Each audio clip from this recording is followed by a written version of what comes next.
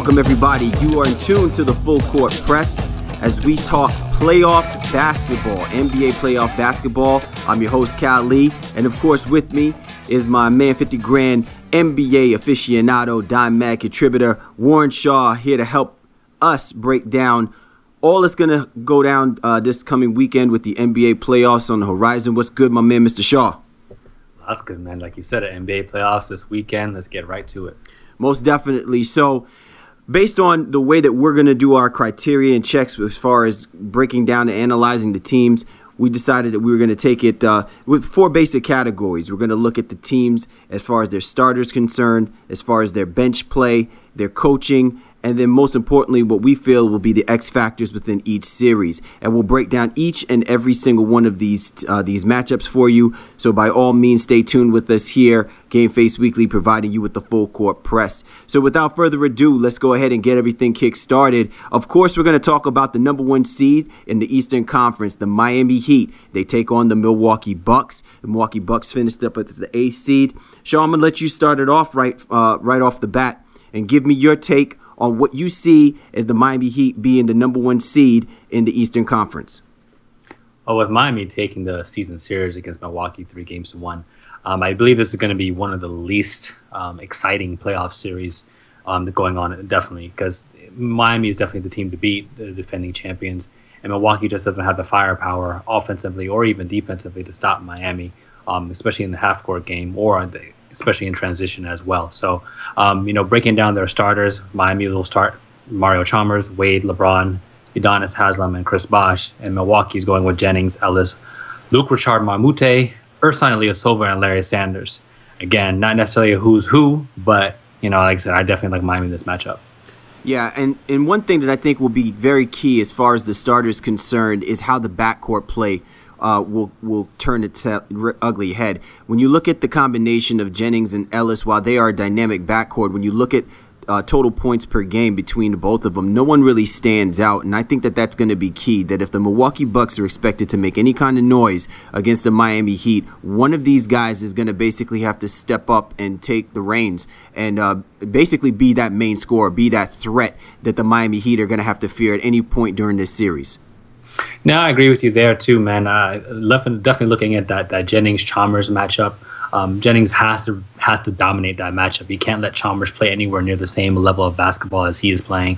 I'm not too worried about Monte Ellis, who's shown his ability to play in big games. I think he's going to be able to hold his own with Wade. Wade is still clearly a better player, but Jennings has to dominate the matchup against Chalmers in the backcourt for Milwaukee. Most definitely. Now, let's move on to the bench play. I mean, clearly, we can say that the Miami Heat have more veteran savvy on their bench. I mean, we're talking about Rashard Lewis, Ray Allen coming off the bench, the NBA's greatest three-point shooter of all time. But the Milwaukee Bucks have a few people who I think that people should keep their eye out for. Mike Dunleavy, he's got a little bit of veteranship under his belt. He's played in a few playoff games. He knows how to hit the three-point shot. He plays some solid defense, gives you some good minutes. J.J. Redick is another person. I mean, they picked him up from Orlando, and he's due. But Shaw, give me your perspective about who do you think has the edge when it comes to the bench play? Bench play, I'm still going to go with Miami with that, especially like you said, with the veteran play that they have. Guys have been in many playoff battles and even the NBA Finals. Battier last year, Mike Miller last year, Norris Cole even, and then obviously Ray Allen, with the Celtics. So. Plus the fact that they're going to have that firepower. The one thing that Milwaukee should be able to match in terms of the bench play is a three-point shooting. And I like Milwaukee's bench in terms of rebounding and even blocking shots a little bit. But overall, Miami utilizes their bench a little bit better, spacing out the floor with those shooters. And I like Miami's bench to get the advantage over Milwaukee. Most definitely. And the Miami Heat has shown a lot of athleticism as Eric Spoelstra has used the Miami Heat bench players exclusively during the latter part of the second half of the season, benching his star players. So I expect to see that being shown on full display during this part of the series. Let's move on to coaching. Coaching, I think, is obviously a very key element. You're talking about one who has a championship ring and someone who basically came over and took over a team because the original head coach had basically walked out on theirs. Shaw, give me your perspective about who you feel has the edge on coaching up this team. It's definitely not even fair. I think in this matchup here, Jim Boylen just got onto the team. I think it was in January, and Spoelstra has obviously been coaching this team as it is for the last 3 seasons. So Spoelstra has this matchup pretty easily. He's instituted his system and his offense with Boylen. We just talked about it on our previous podcast that Jennings and Ellis were both unhappy with Boylen's coaching strategy. So there's not even a question about who has edge in this matchup.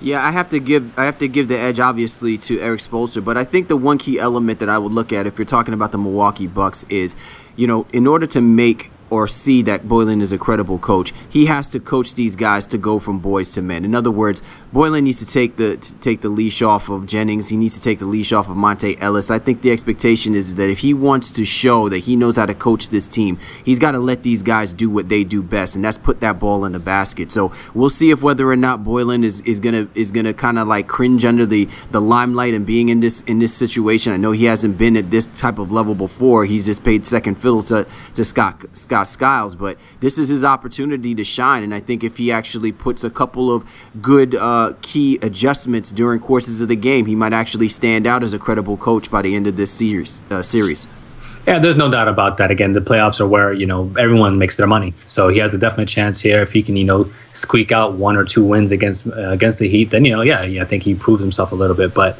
that's still going to be a hard uphill battle. Definitely. All right, let's go to the X Factor players of the series. Who do we think is going to make a key difference on whether or not their team is going to move on? Who do you have for the Miami Heat? For the Miami Heat, man, I don't.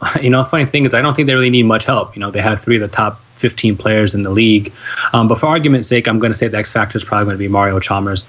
His confidence has never really been a problem, and he's had a lot of more than one 1 or 2 big playoff games in the past. So when his 3 is falling, it kind of makes it impossible for you to double off LeBron and Wade. And again, they said they're very adept at finding the open man. So Mario Chalmers is probably the X factor for the Miami Heat. I had a tough decision going with who I felt would be the X factor, and so I split it between Larry Sanders and Brandon Jennings. I think Larry Sanders has got to be the big in the middle. He's got to block shots like he's been doing all season long, and he's got to be an intimidating threat so that guys like Dwayne Wade and LeBron James don't get to the rim at ease. And Brandon Jennings, I think Brandon Jennings is their best accurate shooter. He's got to get off early with his shots. They've got to figure out a way to get him open and start getting those early looks. If he's on target, the Bucks stay in the game. If he's not, there's no way that the Milwaukee Bucks is going to even take a game in this series. No, good points there too, man. I also like what you even backing up a little bit. Definitely that inside play, maybe even a John Henson if they're going to be able to utilize him. Guys need to rebound. They need to clog the paint and keep Wade and LeBron out of the paint. So yeah, good pick. Most definitely. So our predictions with regards to the Miami Heat, Milwaukee Bucks, I have to say, unfortunately, the Milwaukee Bucks, I don't see them winning 1 game in this series. I think that they'll probably make it competitive. They'll probably make it an up and down pace. But ultimately, the Miami Heat defense, I think, is going to stifle the Milwaukee Bucks, who don't have a clear presence in the front court. Milwaukee Bucks get shut out 4-0. I'm 100% in agreement. Same thing I have, man. A Heat sweep, 4-0. All right, most definitely. You're tuned to the Full Court Press. Warren Shaw, Cal Lee, giving you the goods of the NBA playoff picture. Please get in contact with us at CLMecca75 or at Shaw Sports.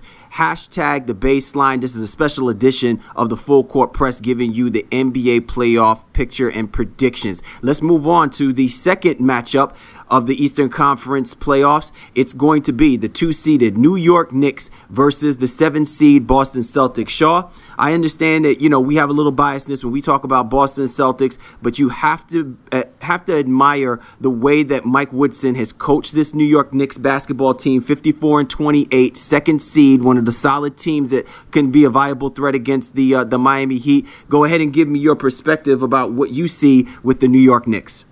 Well, definitely coming from the Knicks' perspective, I like the fact that they were able to handle Boston 3-1 in this season, being the one game that Boston won when KG kind of got under Carmelo's skin a little bit with the whole Lala incident. So, taking all those things into consideration, New York is not a team Boston really wanted to see in the playoffs. I have to go back even a couple of weeks ago where people were saying, oh, Boston would definitely want to see New York, but actually Boston would probably rather have seen Indiana. New York is hot right now, and it's going to be a tough stretch for the Celtics. Yeah, when I look at the starters for the Boston Celtics, Paul Pierce, 18.7 points, Kevin Garnett, 14.8 points, and then their backcourt.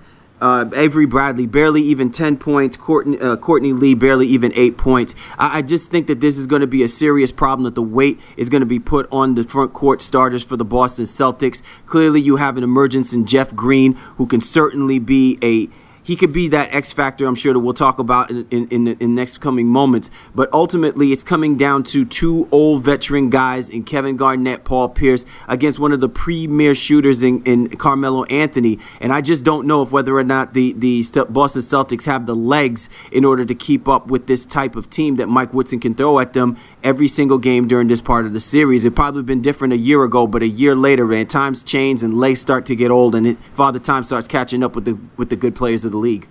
Well, you're right there, and especially in that starters matchup there, like the Celtics are predicting that they may even go a little bit big with Pierce going at the 2, Green starting at the 3, and Bass at the 4, which is a terrible matchup for Bass trying to guard Carmelo. We saw what Bass had to do against LeBron last year in the Eastern Conference Finals, and Carmelo was almost just as bad. So I'm not very, very confident in Boston's starting lineup going against the Knicks, because they're comfortable playing small ball, and they've been doing it.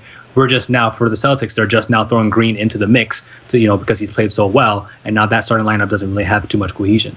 Yeah, one of the key elements, too, is their perimeter shooting. I mean, when you have that type of lineup on the basketball court, it doesn't leave much for them as far as rebounding goes. And if this team is a team that's bent on perimeter shooting, they are going to have to hit their shots, because the New York Knicks, although they are not the best rebounding team in basketball, they are a much better rebounding team than the Boston Celtics. So it leaves very little room for error in the way that they're going to get their shots against a Knicks defense that is actually admirably good. No, you're right there. And again, like the flip side of that, too, is like both teams are terrible rebounding teams, but the Knicks seem to dominate that. And again, especially Tyson Chandler with those tap outs that he does so often. And, we got to face it. The Knicks are a little bit even more physical than the Celtics are. And a lot of that will help a lot with their rebounding edge. Definitely. So let's look at the bench play for both the Knicks and for the Boston Celtics. When I think about the Boston Celtics bench, I see way too much inconsistency. Now, you take Jeff Green, who was coming off the bench, you make him a starter, and that basically means if you had to put Brandon Bass, who they're now considering to make as a starter, who does the Boston Celtics have? They've got Chris Wilcox, I understand. They've got Terrence Williams, I get that. Jordan Crawford, but none of these guys have true playoff experience. And ultimately, I think when you look at what the Knicks have to offer from their bench play, they've got proven veterans, they've gotten guys that have played in the playoffs, and they actually have deeper bodies that they can throw at the Boston Celtics. And the Celtics are going to need any and everybody pretty much on call, because you're not going to be able to get 48 minutes from Kevin Garnett, from Paul Pierce during this course of the series. Yeah, the Knicks bench is definitely a huge key in this series, and J.R. Smith, arguably going to be the sixth man of the year, so that gives them the automatic leg up in any series pretty much. Even Novak coming off the bench hitting those threes, and even Chris Copeland, who's emerged a lot, recently, especially with all the injuries that they've had in their front court. So Copeland may play a lot of center in this series, which would be a problem for KG, but I'll talk about that a little bit later on as well. Most definitely. So let's go to the coaching. We're talking about Mike Woodson versus the Doc Rivers. I mean, when I talk about coaching, being the upper echelon, being the creme de la creme of coaching, you're always going to put Doc Rivers in consideration. Doc Rivers' playoff record is 62-53. That's a 53 or 54% winning percentage in the playoffs. So I don't doubt Doc Rivers being able to get his team prepared and ready to play in any kind of playoff situation, even if they are considered the underdog or the favorite. But you're talking about a Boston Celtics team that is not as talented as the New York Knicks. And I just don't know if whether or not Doc Rivers has the means to get this team to play to the level that can exceed what the New York Knicks and their shelf life is capable of with Mike Woodson at the helm.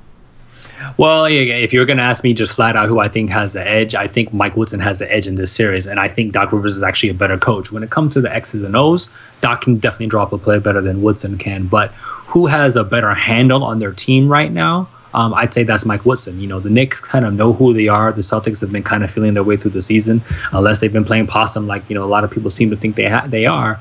Mike Woodson, I would say, has a little bit of an edge in this series. Most definitely. So, X factors of the series. For me, I'm going with Jeff Green. And it's easy for everyone to say that. New York Knicks analysts have basically been saying it off the board. Jeff Green, And they say it for their reasons, but my reasoning is simply this. Jeff Green has got to be able to play extended minutes, not only on the offensive, from an offensive perspective, but from a defense perspective. I think that he can create that one mismatch that the Celtics might be looking for to gain some kind of edge in this series, and I think that that's through the athleticism and the gameplay of Jeff Green. If Jeff Green can stay on the court, if he can play viable minutes, he can play solid defense up against Carmelo Anthony, body off of the, coming off of certain switches, I think that the Celtics can maintain and actually hold their own, possibly take it to a Game 6-7 series. I think that's a good pick too, and I think for the Knicks, J.R. Smith obviously has to play well, so I'm not really looking at him as an X factor. I think that's kind of an obvious, but I'm looking at I'm kind of torn between Steve Novak and Chris Copeland. Novak didn't lead the league in 3-point percentage this year, but he still shot a very high percentage at 43%.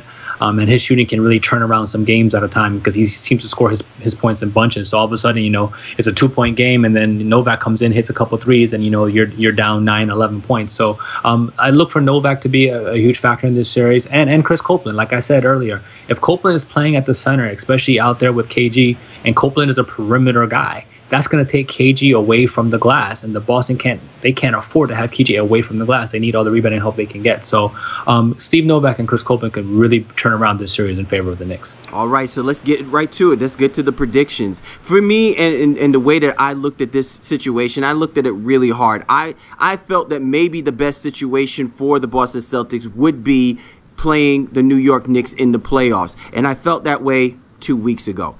Since that time frame, that has drastically changed, and not because of what the New York Knicks was doing, but what the Boston Celtics weren't doing. And I'm just not seeing this team truly showing me that they're capable of being able to take out the NBA's leading scorer in Carmelo Anthony, which ultimately is what it's going to come down to. When a big bucket is made, I know Carmelo Anthony can get his shot at any time, but when I think about how many times the Boston Celtics have fallen short because they couldn't get it together, they couldn't get it right, the cohesiveness is not there, it makes me think about how Rajon Rondo is sorely going to be missed in this series. So I'm basically looking at it, the Boston Celtics go down in 5 to the New York Knicks. I think that's a fair assessment. And I have the Knicks in 6, basically, going on that whole Boston pride. Obviously, even still with that, that tragedy with the Boston Terror situation at the Boston Marathon. I think the Celtics, even for the city and themselves, I think they pull out 2 games, but still definitely the New York Knicks in 6 games. All right, you are in tune to the Full Court Press. Cal Lee, Warren Shaw. We're giving you the predictions, and we're talking NBA playoff basketball for the Eastern Conference. Be sure to check out our podcast on iTunes. You can also catch us on Mixcloud and SoundCloud. We'll be on YouTube as well, and don't forget, we'll be on www.ipatio.com. So let's keep this moving. We're going to the third matchup of the Eastern Conference playoffs. That's going to be the Indiana Pacers versus the Atlanta Hawks. Shaw, Indiana Pacers definitely came up with Frank Vogel. He's definitely shown his true colors with how this team plays with pure grit. Larry Drew found a way to get this Atlanta Hawks team in the playoff picture. Let's really talk about it, man. This is going to be a really, really gritty matchup between two sluggish, slug-it-out type of teams. Well, I think you said it best there too. Again, it's going to be a good series, but it's just not very compelling to watch, I think, for the casual NBA fan. I think it's something that people are going to glaze over a little bit simply because of the lack of entertainment and the lack of big name guys in the series. But in the end, they have a pretty solid starting 5 with George Hill, Lance Stevenson, Paul George, David West, and Roy Hibbert. And again, that 5 is pretty much what has to carry the Pacers because, we'll talk about their bench shortly, but that starting 5 is the base and the core of what the Pacers do, playing offense and defense with Paul George leading the charge. Most definitely. And when you look at the Atlanta Hawks, Josh Smith, obviously he is the man. He's the go-to guy. He primarily has been the go-to guy over the last couple of years. He holds down the elbow. He holds down the paint. But the emergence of Al Horford, I think, has been so key for why the Atlanta Hawks are even in the playoffs. Because when a guy comes in there and gives you 17 and 10 on a nightly basis, I mean, that basically is saying that, hey, he's holding down the paint. And that is a great combination to have with him and Josh Smith. But I think the loss of Lou Williams with the ACL injury earlier this year is going to play a big role. Now, when you're talking about NBA playoffs, you're talking about teams that are going to go deep in their benches, and I just think that when you look at the Hawks as a starting group, they're okay. But then once you start now digging into beyond that fifth player, that's when it starts really getting edgy for this team, and I just don't think that they have enough bodies to be able to supplement how many minutes Larry Drew is going to have to push his starters to hang with this Indiana Pacer team. Yeah, these are probably the two worst benches in the NBA playoffs, bar none. Looking at these rosters, it just really nothing to get that excited about. Indiana's best guy is probably Tyler Hansbrough. Maybe Orlando Johnson's going to see some minutes as well. Gerald Green, obviously, with his dunking and three-point shooting, and Mahimi. So I'm not too excited about it. But if there was a bench edge, I'd give it slightly to Indiana because you'll talk about Atlanta here in a second. But yeah, the benches on both these teams are awful. Well, and to me, I just feel like you're not going to see a whole lot from this Atlanta Hawks team because there's just not experience. I mean, some of these guys are pretty much newbies if you kind of think about it. Even though Ivan Johnson, he was there last year, you really didn't see much of him because of the fact that Larry Drew had to play his starters. And it was unfortunate because when you look at the team dynamic, you had Joe Johnson last year. They don't have that same kind of perimeter shooter that they have this year. Yeah, they picked up Dante Jones. He's a great perimeter defender, but he's an inconsistent shooter. So it goes back to the very same thing that we were talking about before. They're not appealing when they get on the basketball court, and when you expect your bench players to come off, you got to find somebody that has something about them that stands out. So to me, I don't see that with this team. Clearly from their bench, it's going to be a struggle for them once their starters come off that court because nobody on there is going to basically step out there and suddenly take the game over like a J.R. Smith or in some instances even like a Nahimi. Nahimi's been proven to actually dominate the paint a couple of times during certain points in the game, but I'm not going to see that from the Atlanta Hawks. No, you're right there, man. Like I said, both benches, again, they're both bad. I think Hansbrough can come in and definitely can rebound and push some guys around. I think the starters in this series, you're going to see them getting upwards of 40, 42 minutes a game, with the bench getting very little action. But let's move on to coaching, man. Yeah, definitely. So here is my take. Larry Drew is a good coach. Don't get me wrong. He's definitely a player's coach. But this is the NBA playoffs. And I think now is the time that Larry Drew is going to need to demand more of his team if they're going to upset the Indiana Pacers. And make no bones about it. To me, if the Atlanta Hawks figure out a way to beat the Indiana Pacers, it is truly an upset. Because when I look at the talent between the two teams, Larry Drew has got to work with, he doesn't have that much more to work with in comparison to what Frank Vogel does. I mean, that's just the way it is. I think Larry Drew is decent enough to be able to get these guys to play at a good, hard level, but I don't know if whether or not he has all of the acumen to draw up certain plays and game situations and make certain adjustments that I think Frank Vogel, he's been cut from that cloth. He has Larry Bird as a mentor in some ways. To me, I just think that the edge goes more over to Indiana when I think about how Larry Drew has kind of been set up with where he is in Atlanta. Yeah, Vogel definitely, again, same thing kind of like we were talking about in the previous series. Vogel has a better touch and pace with his team right now than Larry Drew does, especially with, guys thinking about leaving with Josh Smith in Atlanta right now. So Vogel, like they're pretty much settled. They really like each other in that locker room. There's no discord whatsoever. And I like Vogel given the edge in this series as well. All right, so let's go ahead. X factor of the series. For me, my bet and the way that I look at it with the Atlanta Hawks, I think it just simply comes down to Al Horford. Al Horford has to be that dominant force. I understand that we want to put it and defer it to Josh Smith, but I think this is that series that Josh Smith, I think, he's going to go aloof. He's going to go basically a little haywire. He's going to take some bad shots, and the team is going to basically suffer from that because he is supposed to be the man, and I expect that. But I don't expect him to have a good series when you're playing against a tough defensive team like the Indiana Pacers. I look for the Pacers to shut down Josh Smith, so that means it got to be put on the shoulders of Al Horford. If he can get the front court of the Indiana Pacers in foul trouble, then the Atlanta Hawks actually have a legitimate shot at pushing the Pacers beyond 6 games. No, I think that's a good call. And, for me with the Pacers, I'm actually looking at Lance Stevenson. he's shown some flashes this season to be a very good NBA player after a couple of years in the league where he was kind of riding the pine. He can even help bring the ball up a little bit because they don't really have a backup point guard to speak of. DJ Augustine hasn't lived up to expectations this year, so I like Stevenson, as a playmaker, and I think he has a clear advantage athletically, especially over guys like Harris or even Kyle Korver if they try to bring him in, or even John Jenkins if the Hawks brought Jenkins off the bench. Stevenson really can make a difference in this series, scoring double-digit points and contributing across the boards and rebounds and steals and assists. All right, so let's get straight to the predictions. Shaw, who do you have in this series? I like Indiana in 6, bro. Yeah, I think the Indiana Pacers are going to dominate the Atlanta Hawks, but there will be some games where I just think that they're going to look offensively sluggish. They'll probably try and look ahead if they're up by two or three wins. But I do think that, like you said, six sounds like a pretty reasonable number that they're going to knock out the Atlanta Hawks. All right, man, you're tuned to the Full Court Press, and we are chugging it along. We're talking Eastern Conference playoff picture, and so let's go ahead and get to the final matchup.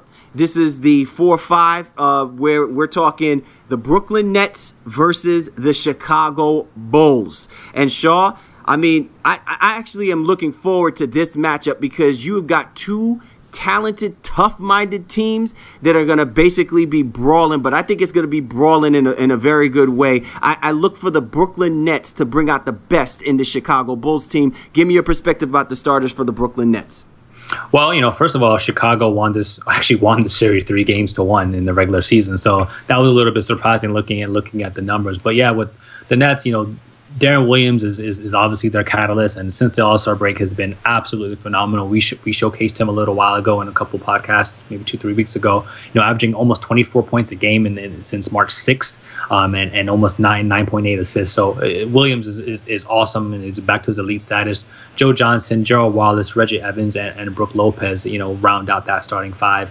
And again, like I said, if they can get Wallace to get some of his confidence back, Brooklyn's going to have, I think they're going to make this a better series than people think. Yeah, when I look at the starters for the Chicago Bulls, I got to tell you something. The comments that Reggie Rose made about not having the proper parts to surround a Derrick Rose, to me, when you look at what the Chicago Bulls team has accomplished this year, getting into the 5th seed, Tom Thibodeau basically, I think, did a phenomenal job given the circumstances of what he had to work with. He may have grinded his starters out a little bit, but you look at the productivity. Luol Deng, I think, had a fantastic year, and he is now legitimately considered one of the best on-ball perimeter defenders in the front court in the NBA. You look at Carlos Boozer, who had a bounce-back year. Last year was just completely abysmal. He wasn't consistent, but this year completely dominated, 16 and almost 10 rebounds. And then look at Lil Nate. Where everybody keeps tossing this kid, keeps making it sound like this guy is not a coach's player. This guy comes in and he produces. He comes off of the bench. He started when Kirk Heinrich went down. You look at this Bulls team. They are gritty. They're tough-minded, but they think defense first. And as we've always said, defense wins championships. No, 100% there too. I think also looking at that matchup in the starters with Evans and going against maybe Carlos Boozer. If Evans is able to frustrate Boozer, as Evans is typically known to do, frustrating players, that really helps Brooklyn out a lot. Because if you can take Boozer out of his game, and like you said, he's had a great bounce back season. He's arguably the most consistent Bull. But if Evans is able to get under his skin a little bit, then that definitely plays for an advantage for Brooklyn, and probably gives them the edge in the series. All right, so let's talk benches. Who do you think has the edge with reference to the bench play? When I think about the Chicago Bulls, when I see how Nate Robinson can come in and literally explode offensively, I know that the Brooklyn Nets have been searching for that all season long, whether it had been Avery Johnson or PJ Carlesimo. So for my bet, I'm looking at what Nate Robinson could potentially do against that Nets backcourt, and I think that clearly the Nets don't want Darren Williams running around chasing Lil Nate. So I think Nate definitely has an advantage. If he comes in, he doesn't jack up crazy shots. You look at the rebounding for the Bulls, and then you got Jimmy Butler coming off the bench who produced solid, and he definitely got his minutes. I think that he's not going to be frightened by being in the limelight playing in his first playoffs. I think to the same degree, Nazir Muhammad, I think he's an admirable backup center, especially with Joakim Noah suffering from the plantar fasciitis. I just feel like the Bulls bench is more collectively whole, and going into the playoffs, they're more seasoned because of what they did last year. Yeah, well, I don't think there's much question in that too. Thibodeau has definitely used his bench wisely. Maybe not as much as he probably should have down the stretch here, but that means that they're fresh. Even with whether Bellinelli is starting or Jimmy Butler starting, Chicago definitely has a definite edge. And with Nate Robinson as well, the Nets don't have the same firepower. Coming off the bench, they have a lot of grit and gut guys who will bang and play hard for you with Keith Bogans and Chris Humphries and even Andre Blatch, who was very, very good to begin the year, but definitely tailed off. So I'm worried about Brooklyn's bench in this series because, again, if Chicago is able to bring in guys like Nate and Taj Gibson and Bellinelli, then I like that a little bit better than what Brooklyn has to offer. All right, so let's get right to it. Let's go into the coaching. Shaw, where do you see PJ Carlesimo in the fold of doing what's necessary to get this Nets team past the first round? Well, I mean, I think on talent alone, and even for the starters, like they have a good shot to beat Chicago. But he's still got him with the team. I think that was in December when that coaching change took place, and instituted all these these different offenses that kind of wiping out Avery Johnson's system. So yeah, I like Carlesimo, but I couldn't give him the edge over Thibodeau, who's won 120 games in the 3 seasons he's been coaching.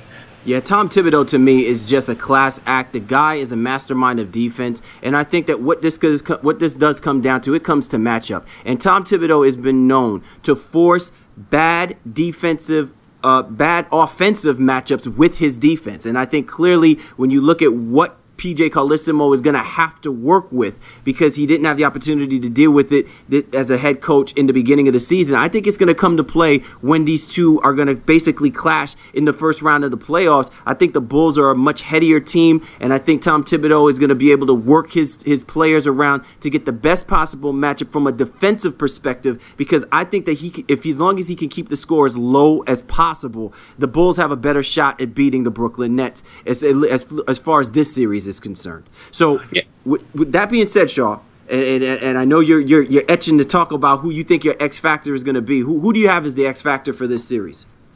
For the Brooklyn Nets, I think it's definitely Gerald Wallace. Wallace will need to become a two-way player to give the Nets some offense, and whether that's coming off offensive rebounds and putbacks or cuts to the basket, he's definitely going to need to put pressure on Luol Deng on both ends of the floor. I also like Blatch coming off the bench. He needs to give some valuable minutes spelling Brook Lopez, but Gerald Wallace definitely has to find his groove, and Williams is going to have to do a great job of finding him. And I don't want to see Wallace out there jacking up threes. I want him cutting to the basket and banging the board, trying to get some putbacks. All right, and so my X factor of the series is going to come down to Joakim Noah, and it's for this reason and this reason alone. If Joakim Noah is healthy enough to be able to body up against Brook Lopez, then that means that the Chicago Bulls do not have to worry about doubling Brook if he starts getting off early. If Joakim Noah can stand his ground, that means the Bulls can basically close out on the shooters. And if the Brooklyn Nets expect to win this series, they're going to have to make their shots, and they're definitely not going to make it at the expense of the Bulls inside that paint. So they're going to have to make their perimeter shots, and I think that Joakim Noah's defense in the front court is going to be critical in order to allow the Bulls to play that type of defense where they can close on the Brooklyn Nets when they go out there to shoot that basketball. No, yeah, 100% there again, dude. Like I said, Brooklyn is Brooklyn's gonna have a hard time with the rebounding that Chicago's gonna throw at them. So yeah, good call there with Noah going against Lopez. And again, even like I said, with Taj Gibson coming off the bench, all those guys bang and are really physical. So guys like Evans and Humphries are gonna have to be just as physical for Brooklyn. All right, so while we're banging our heads on these predictions, let's go ahead and bang out who we think is gonna win this series. Shaw, give me your take. Is it gonna be the Brooklyn Nets or is it gonna be the Chicago Bulls moving on? Well, ironically, I think coming in, I thought the Nets were going to take this series and probably win it in 7. But really looking at it from all aspects, looking at the coaching, the bench play, and overall starters, I think Chicago might take it in 7, and getting a big upset win on the road in Brooklyn. Yeah, when I looked at what was happening over the course of the last couple of games, I would have probably felt that the Chicago Bulls, had they played the Indiana Pacers, might not be able to get out of that first round. But this matchup with the Brooklyn Nets is so favorable because the Brooklyn Nets incessantly put themselves in situations that just caters to what the Chicago Bulls does defensively. And so I just think it's just it's a big trap for the Brooklyn Nets that while they had this great season, it could all come crashing down to a critical halt if the Bulls play the type of defense that completely is like kryptonite to the Brooklyn Nets offense. So I think that the Chicago Bulls take out the Brooklyn Nets 6 games, and the Chicago Bulls are going to basically find themselves in the second round. Yeah, that's a good call. I mean, we agree on that. I think we agreed on every matchup so far in the Eastern Conference. I know. I can't wait for us to see how we're going to disagree in the Western Conference. All right. Hey, listen, you've been tuned to the Full Court Press. Cal Lee, Warren Shaw. We're giving you our Eastern Conference playoff picture predictions. Make sure that you stay in contact with us at CLMecca75 or at Shaw Sports. Hashtag GameFace Weekly, hashtag The Baseline. And also, if you are interested in joining the Baseline Challenge, please, by all means, check us out, www.nba.com/drive. Our league name is The Baseline, and you have an opportunity to win $25,000 if you participate in the league that is being sponsored by Auto Trader and NBA.com. But more importantly, you may also get a prize from GameFace Weekly and The Baseline. So be sure to check it out. Sign up. It's plenty of fun. We're gonna be involved. So clearly, if you wanna get down with the bigs, you got to get down with us. Hey, 100%, man. Couldn't have said it better myself. Let's go. All right, yo, been listening to the Full Court Press, and as always, you guys have a great playoff weekend as we embark this Saturday. The NBA playoffs begin, and stay tuned. The Full Court Press is going to give you the Western Conference predictions very soon. You guys have a great evening.